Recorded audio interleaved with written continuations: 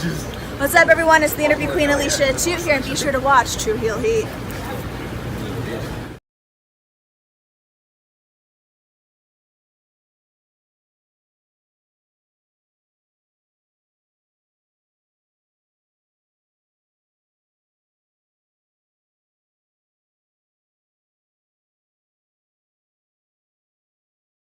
Oye, te habla tío Sabio Vega. This is Sabio Vega, and you watching True Heel Hit a mi manera o para la calle.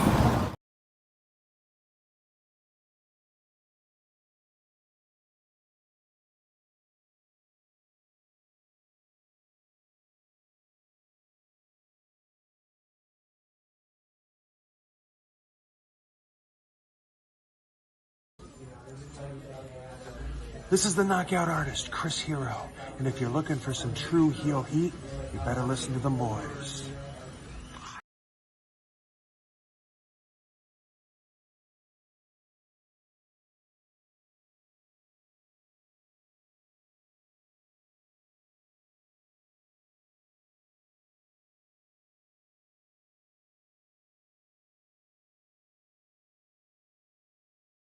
All right, hello, True Heel Heat. I'm the AEW World Champion MJF. Just in case you're deaf, dumb, blind, stupid, or since you listen to this podcast, or you're listening to True Heel Heat, and I apologize for that.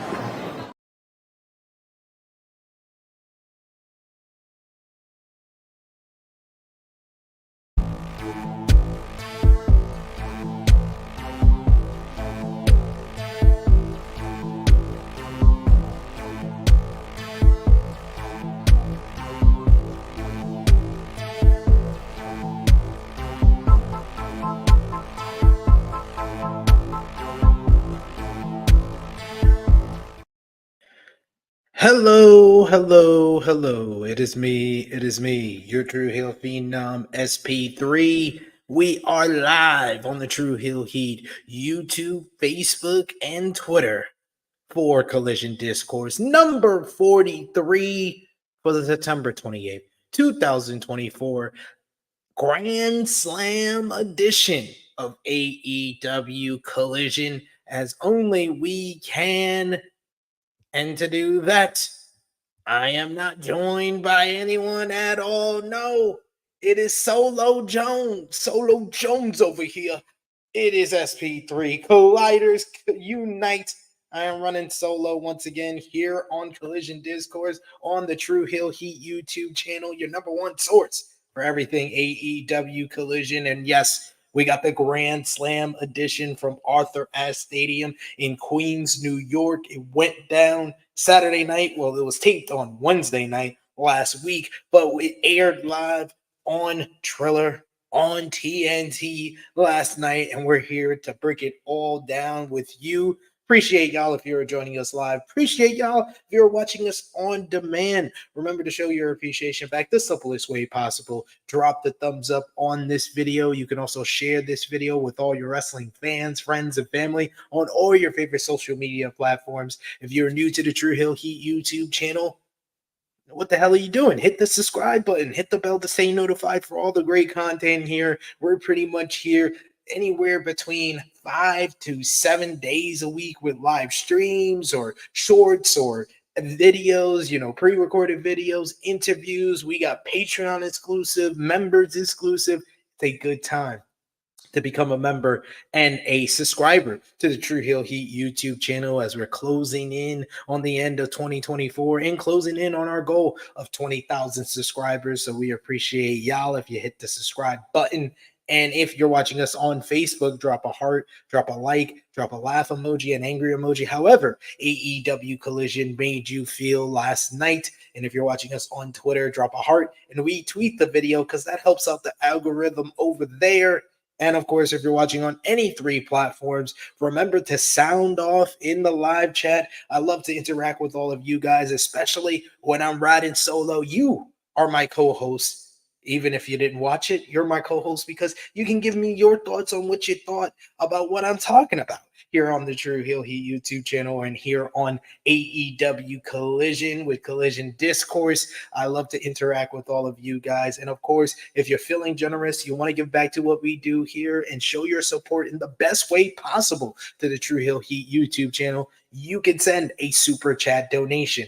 Any dollar amount matters. It goes back to the contributors that you see on screen with us here. And for Collision Discourse, goes back to me. And I always appreciate that love. And of course, if you don't want to show it that way, hit the join button and become a member for just $1 a month and get your in-chat perks. We got Ace in the chat joining us today saying, what's up, Ace B3? Ace, what's going on? Saw you earlier on our Power Book 2 Ghost Season 4 review. That was probably like one of my most fun talking about Power on the show. One of my most fun that I've had on our Power Book 2 Ghost Season 4 reviews. If you haven't already, go over and subscribe to the True Heel Heat Sports and Entertainment YouTube channel if you're not already. Great stuff over there with Power reviews. We got NFL watch-alongs and watch parties. We got reviews. We got reviews coming up for The Bear as well as Bel Air. Probably within like the next week or two, we're going to be doing The Bear Season 3 and Bel Air Season 3 reviews over there. And I'm possibly going to be doing Agatha All Along and The Penguin over there on Sports and Entertainment YouTube channel. So subscribe over there as well. We got a new face in the chat, Will Rally Sports. Good to see you. Saying hi, SB3. Hi to you from the UK. I'm still in the UK over here, so we're in the same time zone. It's just after 9 p.m. over here in the UK. And he says, is this a Collision review? Yes, it is. You came at the right time. And he says, question like me, do you think Saraya had her best match in AEW versus Jamie Hayter? Non-spoiler, but yes. Yes, I do. And that's going to be the first matchup that we talk about on the review today. So that's a great question, Will Rally Sports. Thanks for joining us today. We got Alex Powell in the chat with a good question saying, favorite ROH pay-per-view or show? Ooh, that's a really good question. Really good question. Off the top of my head, I can name a few ROH shows because I was at a few that I like adore and love. And some I have like on DVD. Supercard of Honor 2006 with the first Dragon Gate 6-man and Roderick Strong versus Bryan Danielson. That comes to mind as far as ones that I was actually there live for. I have always a great affection to Final Battle 2006 because that was the first ever independent wrestling show I ever went to. I was there live for Homicide defeating Bryan Danielson to end his 15-month title reign. So I have a strong connection to that one. Death Before Dishonor in 2008. That was headlined by Bryan Danielson, Nigel McGuinness, Claudio Castagnoli, and Tyler Black, aka Seth Rollins, in a four-way. And it also had an exceptional tag team match that doesn't get talked about enough between the Motor City Machine Guns and Stenerico. So yeah, those are the ones that come to mind with that question. In recent memory, I would say this past Death Before Dishonor, I think might be up there. When we have some more time pass, that one might be up there for me as one of my favorite like Ring of Honor pay-per-views of all time because there was a lot of great matches on that show. Man, we might be doing Alex Powell, become a Patreon member. We might be doing like Q&As and I talk about all my Ring of Honor memories. We'll have like a Ring of Honor stream over on the Patreon. And yes, I'm always down for answering questions, especially when I'm running solo. I always like the questions in the chat. You and Alex will rally sports. Great stuff. Great questions. Alex Powell says, I just watched Jimmy Jacobs versus BJ Whitmer in the cage, which was insane. Oh my God. Jimmy Jacobs and BJ Whitmer might have been the craziest Ring of Honor feud I ever seen with some of the craziest spots. I still remember the reverse powerbomb out of the ring that really put their feud and their rivalry on the map. That was ridiculous. He said Jimmy Jacobs is is highly underrated. I 100% agree. He was the leader of one of my favorite stables that was part of one of my favorite stories, The Age of the Fall. The Age of the Fall from beginning to end. Great storytelling. Alex Powell says Death Before Dishonor 8, Supercard of Honor 3, Rising Above '08, Man Up, Glory by Honor, Night 2, Glory by Honor 5 with Kenta versus Bryan Danielson.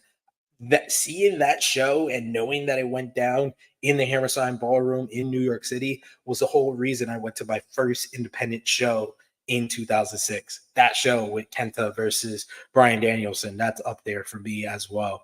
We got Alex Powell who says Death Before Dishonor 8 in 2010 is awesome.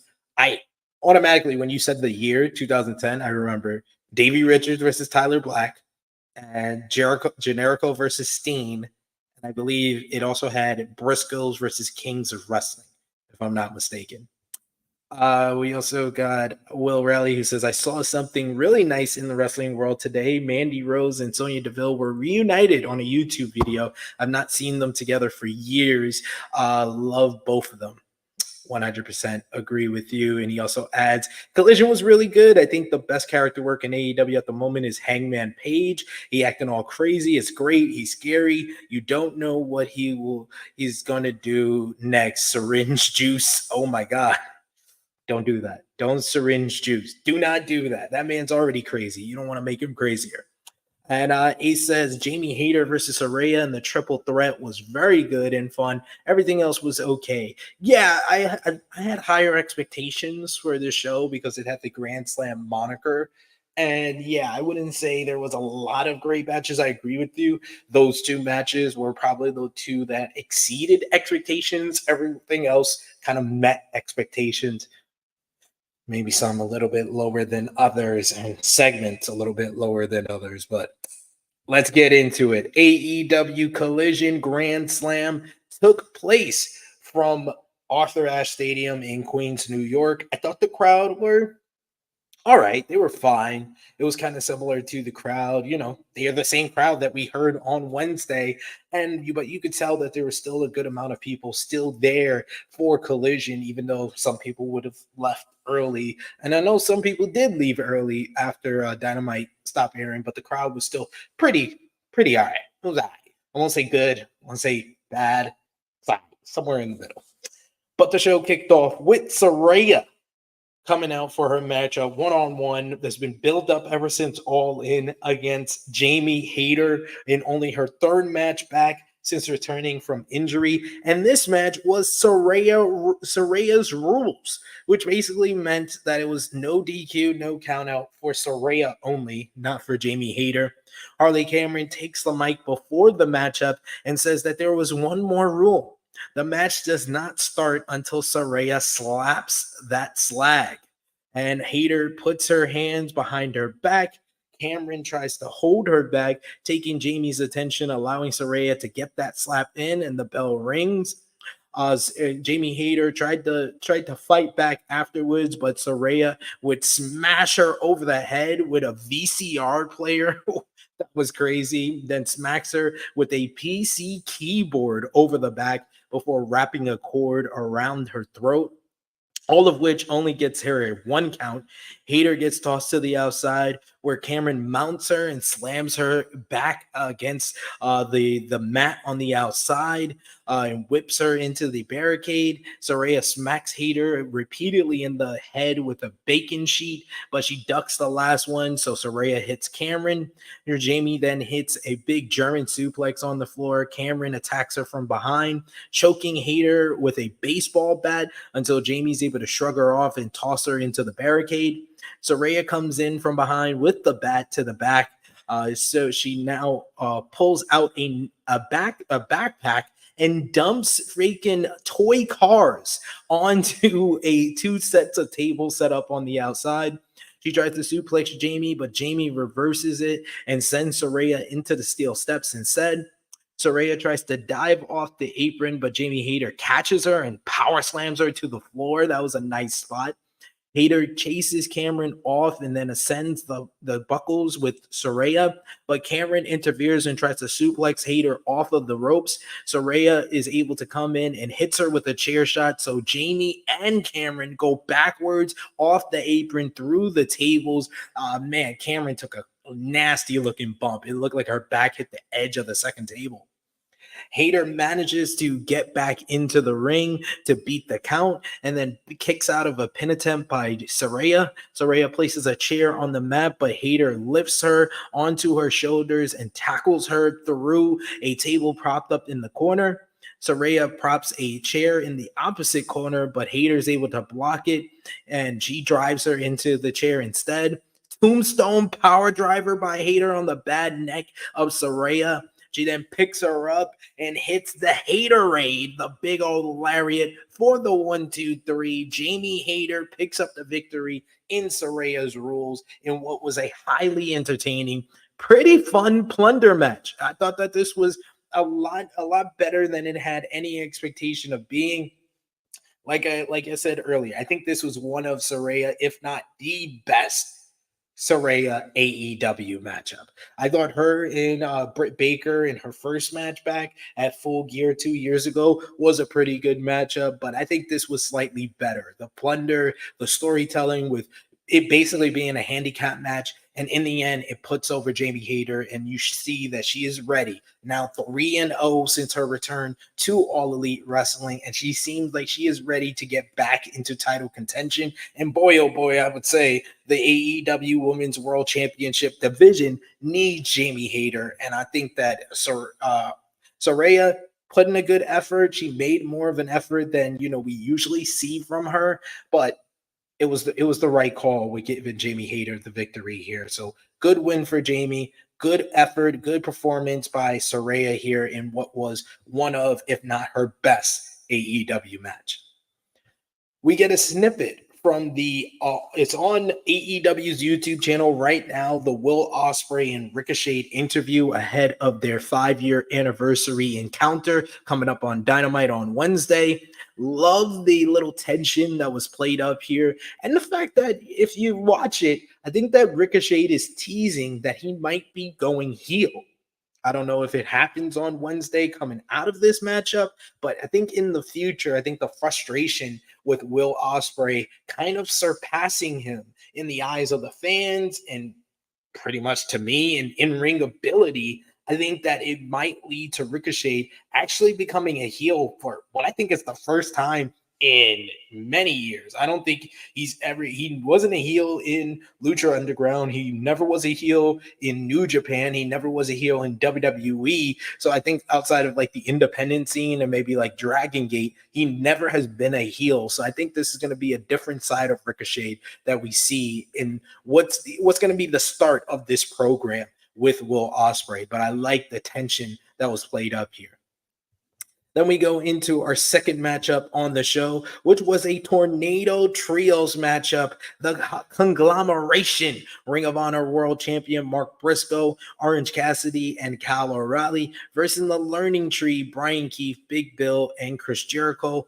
All 6 men collide as we get into the ring. We're left with Jericho and OC in the ring together, and Orange still has his backpack on. Jericho runs at him, but OC spins around, so he hits him right in the backpack, which seems to hurt Jericho. He then pulls out a brick, exposing why Jericho was hurt.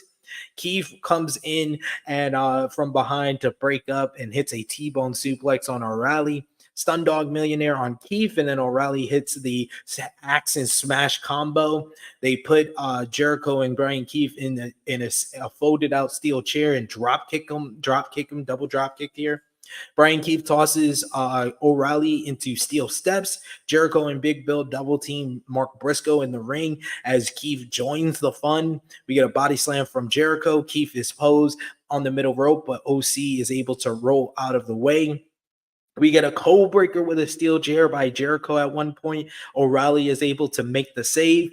OC sits out, and he basically takes out all the heels with the help of O'Reilly and Briscoe. We get some dives in this one, a little bit of fast-paced action. Mark Briscoe is left in the ring with Chris Jericho. He hits the J Driller, but he does not go for the win. There's already a table set up in the ring, so he puts Jericho on it. He looks to go for the froggy bow, but in comes Big Bill. He choke slams Mark Briscoe through the table, and Jericho gets the pin. 1, 2, 3. The Learning Tree picks up the victory here. This was all action, it was all thriller, no filler. So another pretty fun matchup here. I won't complain. I know Jericho, we're all annoyed with him.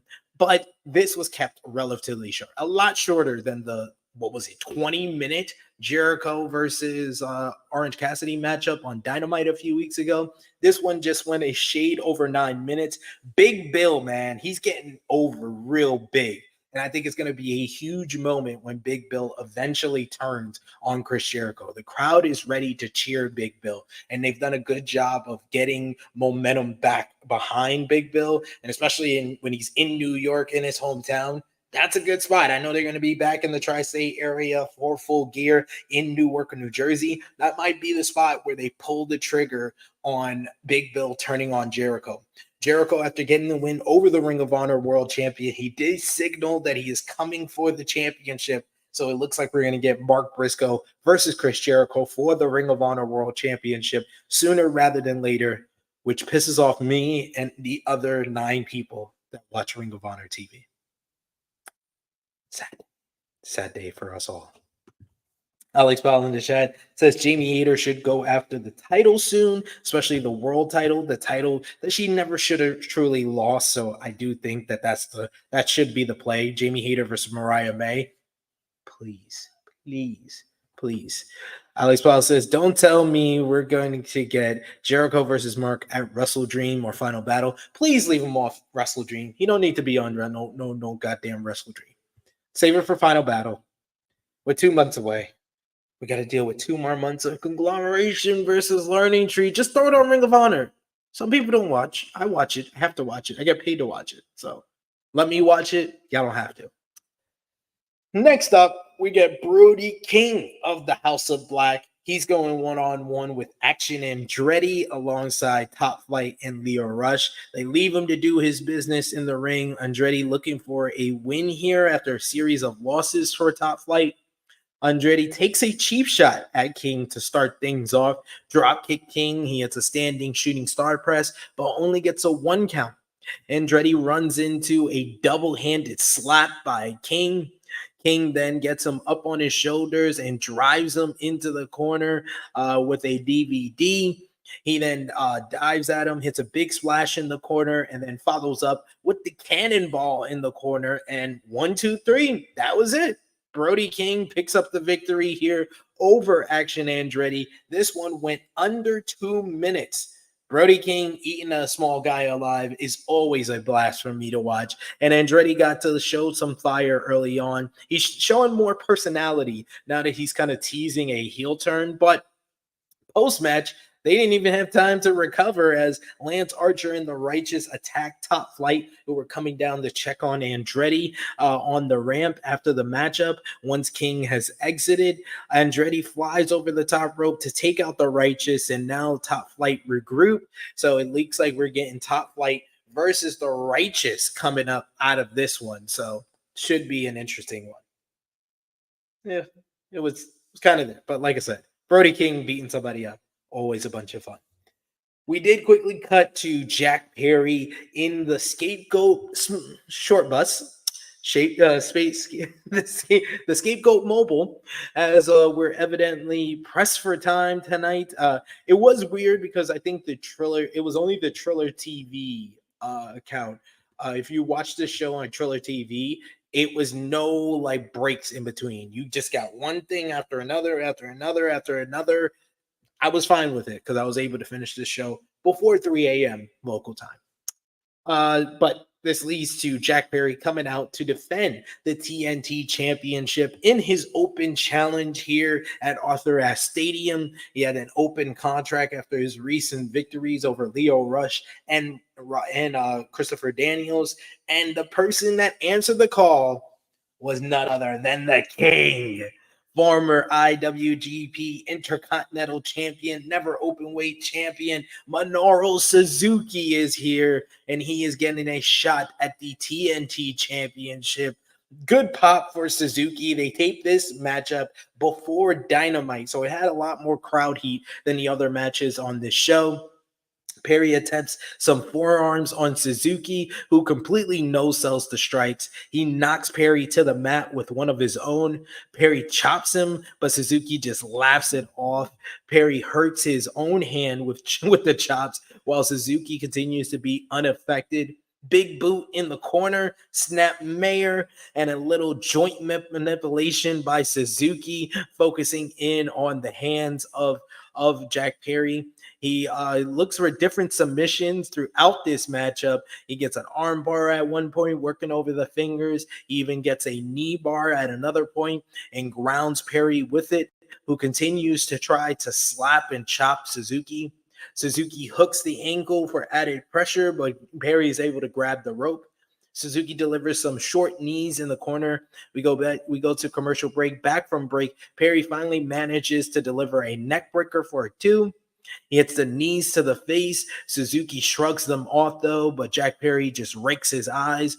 Go behind from Suzuki, and he applies the rear naked choke. He looks for the Gotch-style power driver, but Perry's able to counter with a backdrop. Cross arm breaker draped over the ropes by Suzuki. Suzuki just has to let go, but the damage has been done. Suzuki grabs a chair at ringside, but a referee, Aubrey Edwards, puts herself in harm's way and takes it from Suzuki. Knee lift and a forearm to Perry, sliding him back into the ring, but Perry comes right back out and hits a knee of his own to send Suzuki to the floor. Draping DDT from the apron to the floor by Perry. Suzuki landed right on his head on that one. Perry follows up with the running knees right into the steel steps, and he barely gets back into the ring before the count of 10 from Aubrey Edwards. Yes, Jack Perry retains by count out.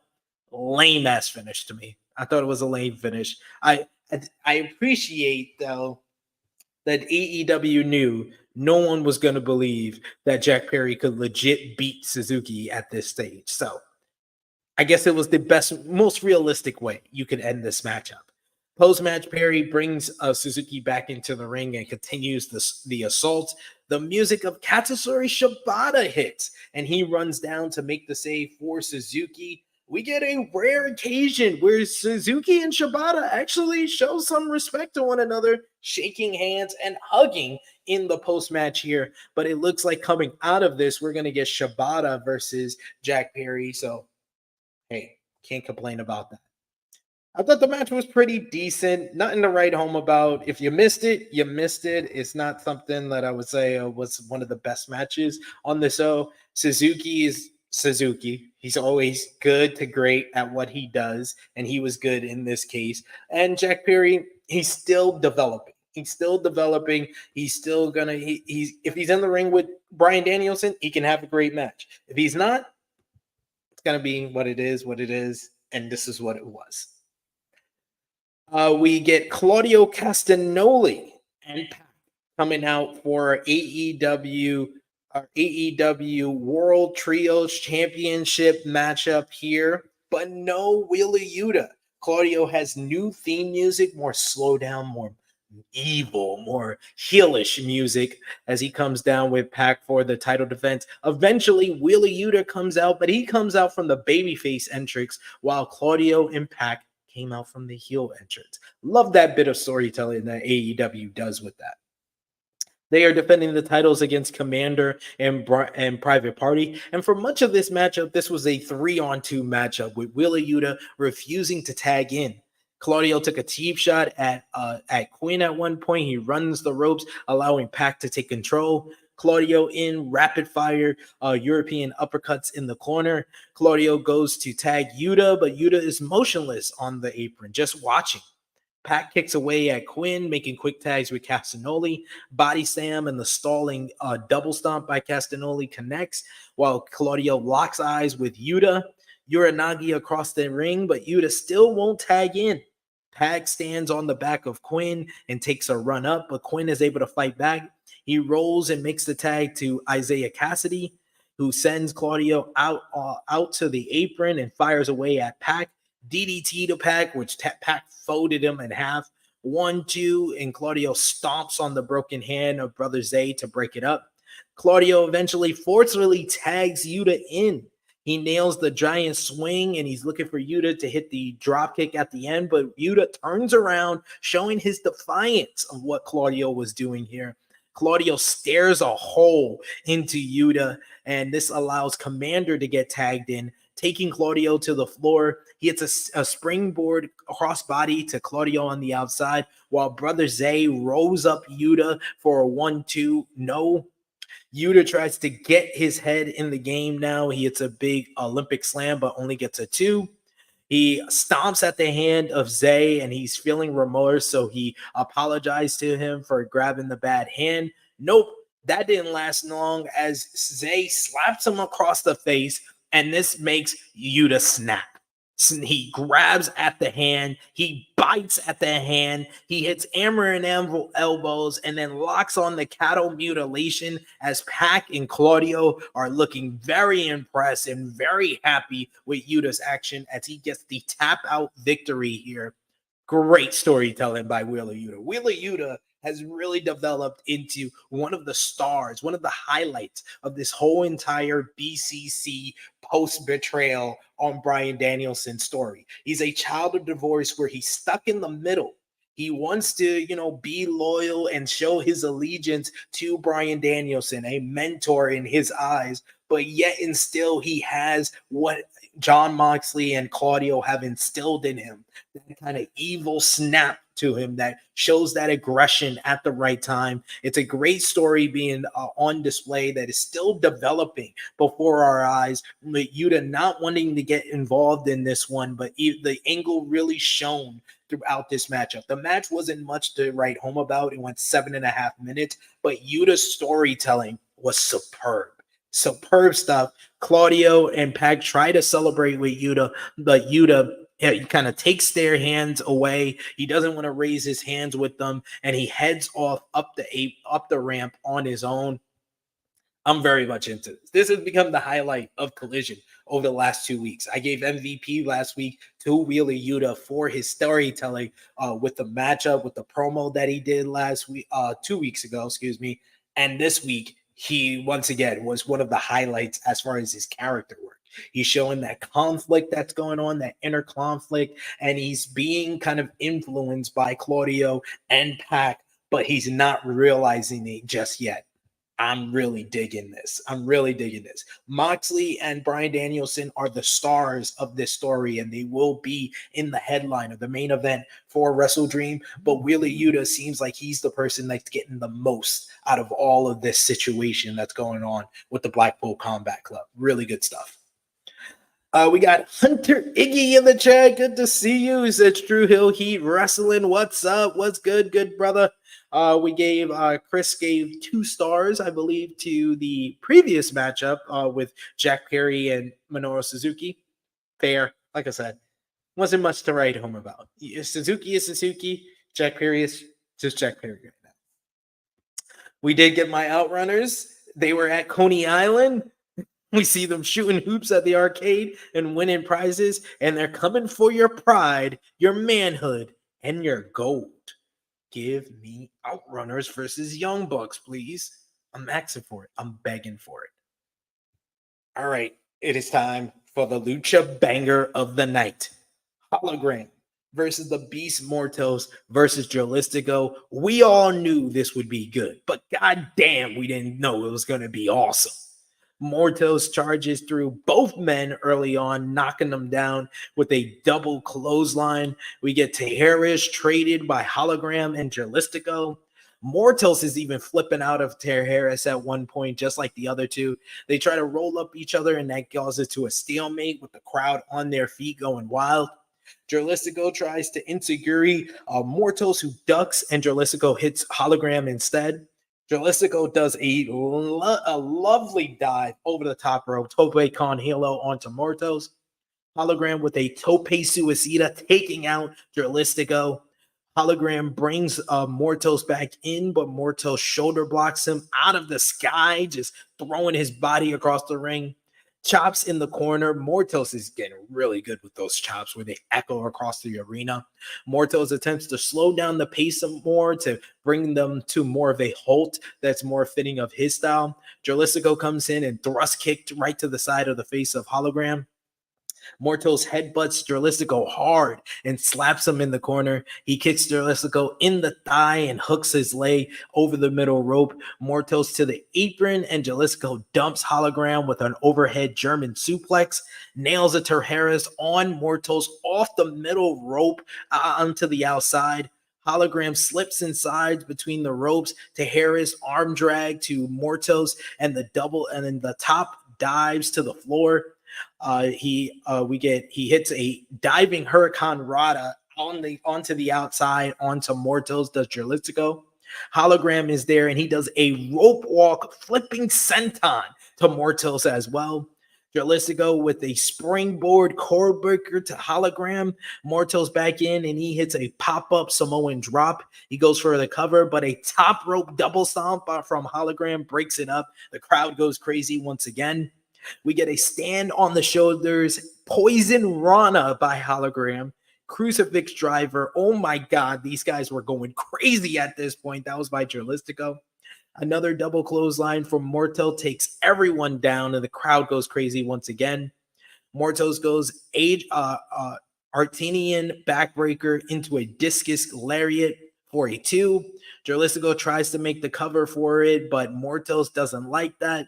All three men trade chops, and then Jarlistico tells Mortos to powerbomb Hologram on his knee, which he does. But then he hits a springboard Canadian destroyer to Hologram, roaring lariat from Mortos, but he gets dumped to the outside.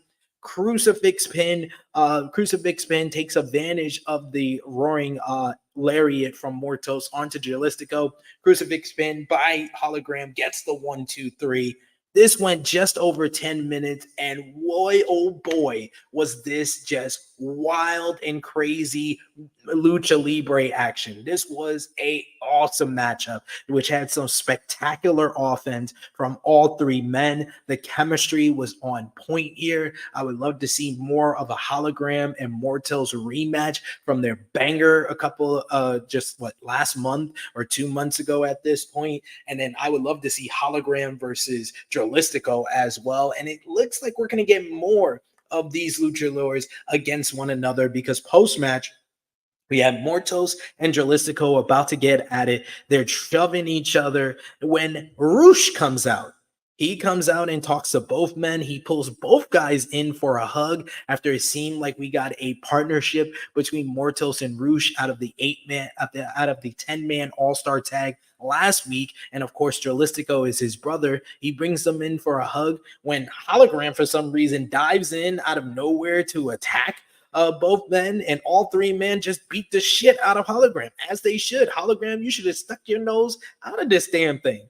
Roosh hits a big headbutt to knock out Hologram as all three men stand over him, and they do the LFI signal. So it looks like we have a brand new La Faction Ingobernables with Mortos this time instead of Princeton Vance.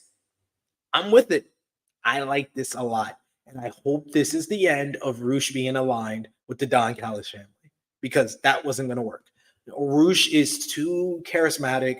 He is too much of a dominant personality to be a member in somebody else's group. He needs to be the leader of his own group, and bringing LFI back, having Mortos involved, I'm all for it, but I need Mortos to have a direction. Mortos is getting over through to great in-ring action, and you just need to continue on that path. You don't need to make him the second biggest guy in this group. You need to continue to get him over, even if it's through having great matches and losing, but you need to get him over with some wins as well, where eventually he's the guy that's going to break out of this group, and then you can do Mortals versus Roosh down the line. I think that this could be a vehicle to further the progression of Mortals getting over in AEW. We do got a couple of comments in the chat I want to feature.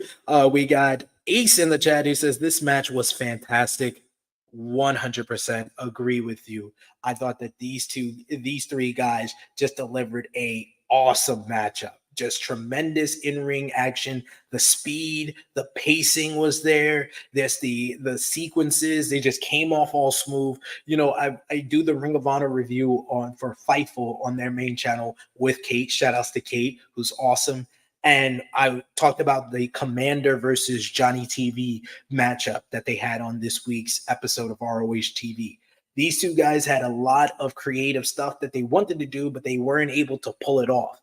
Everything that these three guys of Hologram, Jalistico, and Mortals wanted to do, they pulled it off, and they pulled it off to perfection. That's what I need. I need creativity, innovation in awesome, spectacular sequences, but it needs to be pulled off to be that. And they did that in this matchup. Fantastic. Chris gives it 4 stars. I'm with you. This is probably going to get above 4 stars. Probably going to be one of my top matches on my star ratings. One of my matches of the week on next Saturday's True Heel Heat. It's up there. This was spoiler alert, the match of the night. And yes, Hologram going 12-0 on AEW so far. He's cooking. He's cooking, y'all. We go backstage and we hear from Chris Statlander for the first time since AEW All Out 2 weeks ago. Chris says that we haven't heard, Lexi Nair says we haven't heard from Chris Statlander since winning at All Out. And Statlander isn't that insecure about why she's not been on TV as of late. You wouldn't even be able to dream up someone as good as her. No one wants to step up to her anymore after her big victory against Willow Nightingale, and she calls her own shots, and when she's ready, she'll let you know. I hope that this is an indication that we're separating Chris Statlander from Stokely Hathaway. I know Stokely had his little vignette, and he's looking for a tag team now, but Stokely and Chris was working. Continue that, and continue to Chris to progress and potentially be a contender or potentially a next AEW Women's World Champion. Next, we had MXM Collection and their Fashion Walk segment. There's a cloak covering something in the ring. Mansoor asks if everyone is ready for the finale of New York Fashion Week. They introduce each other and touch tips in the ring. Mansoor explains why they took Caster's ring jacket the other week, especially as it was embezzled with a lie. That lie being that Max Caster is the best wrestler alive. I agree, that is a lie. Mansoor introduced the Grand Slam Fashion Walk. Some jobbers come out for the Fashion Walk. This shouldn't work, but MXM are very entertaining. I'll give them that. They made it the best they could. Now they say the main event is the finest body they can find. From the forest of Dusseldorf, Hans. He shows off Max Caster's new ring jacket, which has a heart cut out over the chest, and the text now reads, "Best dressed alive." Mansoor says that he loves the jacket, but he wants him to take it off. The model is absolutely ripped, and he poses a little with Mansoor and Mason going crazy. Mansoor says Hans would be perfect for MXM Collection, and it would be an honor if he touched their tips. Hans instead grabs their tips, and he's revealed to be Daddy Ass Billy Gunn. Daddy Ass goes to town on them, and all the models enter the ring to attack him. They all hold the gun back, but the Acclaim then eventually come out and clean house to a rather muted pop, because I think that New York was preferred MXM over the Acclaimed. Caster puts the jacket on before scissoring with his partners. I don't think this worked. I think MXM made the best out of it that they could. It just didn't work. And I've seen some people saying that it's the worst AEW segment of the year. Might be in the conversation. I don't disagree. Next, we had Hangman Adam Page going one-on-one with Jeff Jarrett in a lumberjack strap match. The Bang Bang Gang were the only ones out there in proper lumberjack attire. Appreciate them for that. Page gets sent to the apron first, but he blocks a right hand and re-enters the ring. Jarrett goes for a crossbody, but Page able to catch him and delivers a fall-away slam. He goes to the outside, but he winds up hugging Jay Lethal and Satam Singh. But now Jarrett gets sent to the other side, and Juice Robinson whips him across the back with a leather strap. Page tries to go for the cover, but he only gets a 2. Page chops him in the corner, but misses a lariat, and Jarrett mounts him for some punches, only for Page to knock him to the floor, where the guns give Jarrett another whipping as well.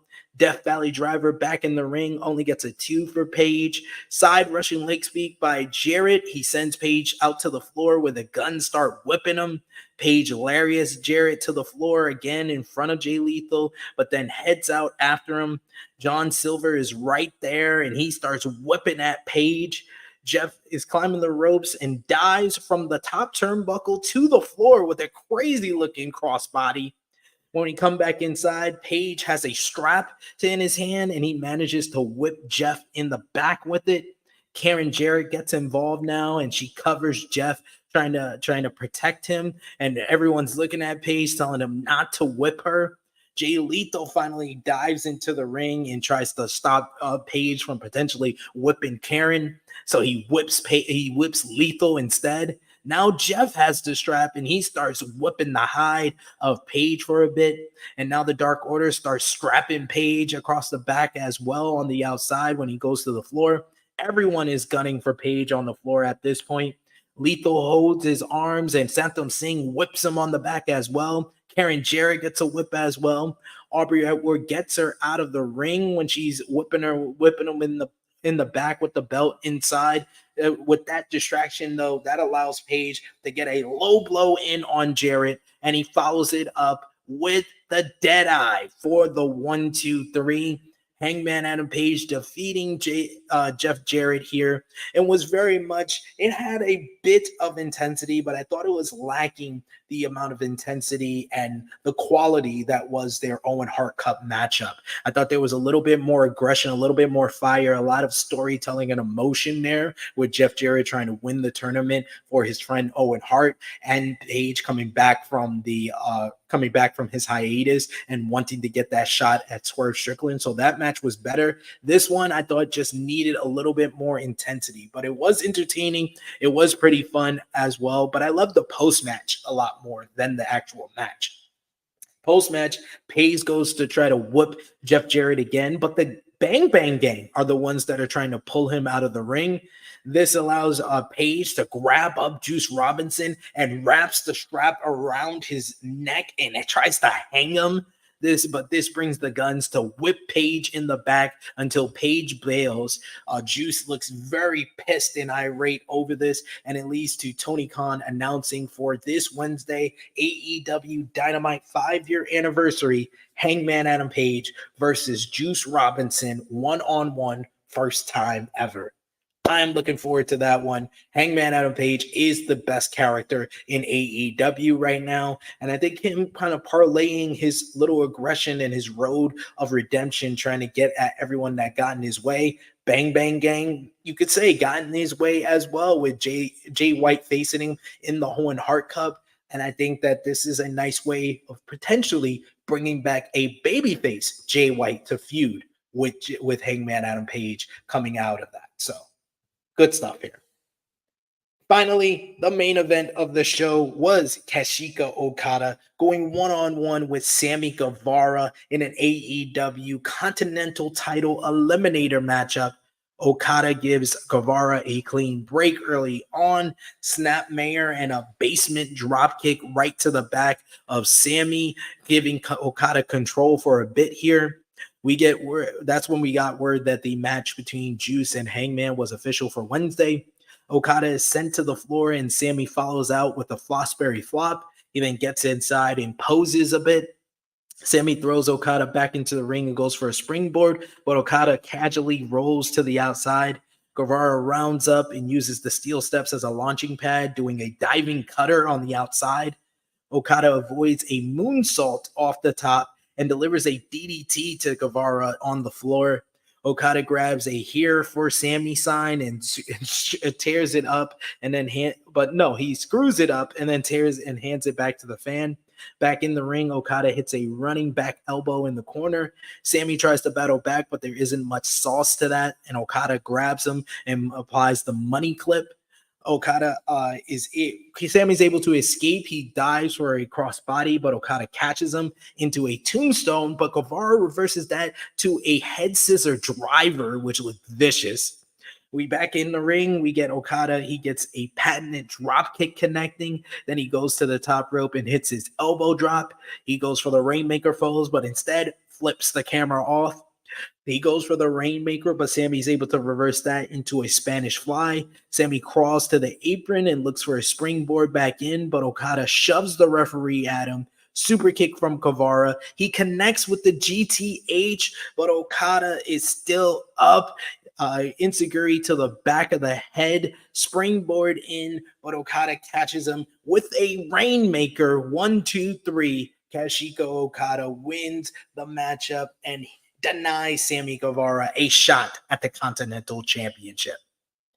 Very good main event matchup. I think this was right up there as far as probably the second best, third best matchup on this show. Another very good matchup, entertaining as well. I thought Sammy was in rarefied form. Okada coming up and kind of delivering, being a good foil and base for Sammy's high-flying action. Sammy pulling out all his death-defying antics. And this was a showcase for Sammy where Okada won in the end, but Sammy looked strong in defeat. So good stuff from both guys involved. And overall, I thought this was a good show. So I'm going to give it a thumbs up. What do you give it? Do you give it a thumbs up, thumbs down, thumbs in the middle? Out of 10, what did you give the show? Your MVP and match of the night. Let me know in the live chat. Let me know in the comments down below if you're watching us on demand. Hunter Iggy, he says, when are you going to be on the Marvin the Monster podcast on YouTube? Hunter Iggy, let him know I'm available. Anybody can hit me up at True Heel Heat on the Twitter page, comment, DM me, and we'll hook it up. We'll make it happen. If you want to see me on there, let Marvin know. Hit me up. I'm down to be on. But yeah, I give this show a thumbs up. Out of 10, I'm going to give it a 7 out of 10. 7 out of 10. I thought this was a solid, good show all around. Nothing was horrible outside of maybe the MXM segment, but none of the matches, the wrestling, which was the majority of this show, was good to very, very rock solid on this show. My match of the night, got to give it to Hologram, Jalistico, and Mortos. High-flying excellence at its best. The MVP for the show, I'm going to probably give it to Jamie Hayter and Saraya. I thought that was the matchup that exceeded my expectations the most. No, you know what? Yeah, I'm going to give it to Jamie Hayter and Wheeler Yuta. Wheeler Yuta is the best character on this show over the last couple of weeks. So I'm going to give it to Wheeler Yuta as well. Chris convinced me. You convinced me, Chris. Wheeler Yuta and Jamie Hayter for Jamie exceeding and giving Saraya her best matchup, and Yuta being one of the best characters in AEW right now. LVP for the show, unfortunately, it's got to be MXM and the Acclaimed. I love MXM, but this was not their best work. They made it as best they could, just wasn't that good. And that is all for me. I think that there was 3 good matches on the show, so I would say go out of your way to watch the triple threat that I gave match of the night to, the main event with Okada and Sammy Guevara. And if you like storytelling, Wheeler Yuta, Claudio, and Pac versus Komander and Private Party. But I would say the third best matchup on the show was Saraya versus Jamie Hayter. But you can follow me on the Twitter machine at TrueHeelSP3. Follow the gang, Facebook, Twitter, Instagram, TikTok at True Heel Heat. Patreon.com/True Heel Heat. $3 a month gets you exclusive content and the best place to support us when we are not live here. And check out all the great content we got on the channel right now. Like if you like AEW, check out AE Ramble. Business picks up, reviewing AEW Dynamite Grand Slam from this past Thursday. If you like everything going on in the professional wrestling world and you need a full review of what went down this week, True Heel Heat Flagship Podcast is a place. We have special guest Mark Hope from the Mark Hope Show, as well as Professor Chris from the NWA Podcast. So check that out right now and go over and subscribe to True Heel Heat Sports and Entertainment, where we reviewed Power Book 2 Ghosts Season 4, Episode 9, Married to the Game. But until next time, I will be back with you tomorrow live, 12:05 p.m. Eastern Time, with our NJPW Destruction in Kobe review. Join us for that. Can't wait to see you, and appreciate you all for joining us live today. Comment down below. Let us know what you thought of AEW Collision Grand Slam. But until next time, it is me, your True Heel Phenom, SP3. This has been Collision Discourse number 43 for AEW Collision Grand Slam. I am signing off until next time.